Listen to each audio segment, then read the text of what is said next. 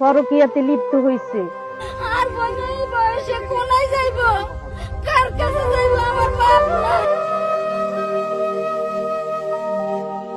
3 সন্তান সহ এক গৃহবধূকে মারধর করে ঘর থেকে বের করে দিয়ে বাড়িতে তালা ঝুলিয়ে দেওয়ার অভিযোগ উঠেছে প্রবাসফেরত স্বামী রিপনের বিরুদ্ধে।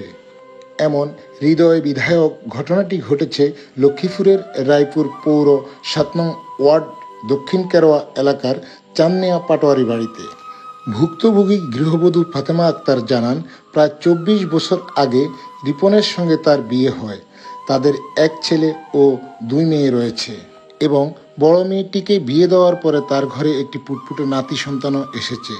গৃহবধূ ফাহিমার অভিযোগ, প্রবাস থেকে ফেরার পর রিপনের আচরণ বদলে যায়। তিনি অন্য এক নারীকে বিয়ে করেন এবং ফাহিমার উপর শারীরিক ও মানসিক নির্যাতন শুরু করেন।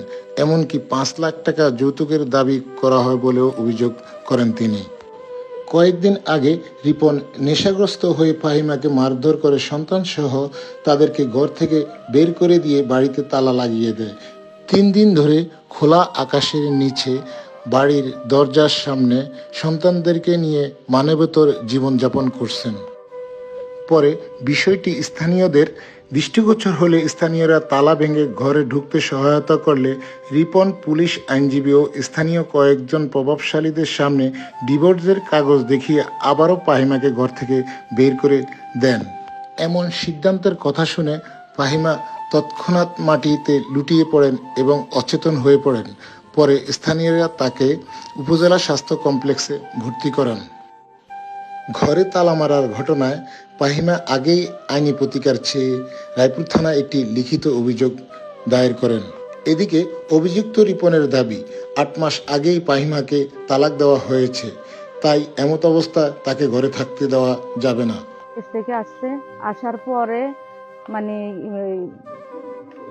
হ্যাঁ পরকীয়াতে লিপ্ত হয়েছে।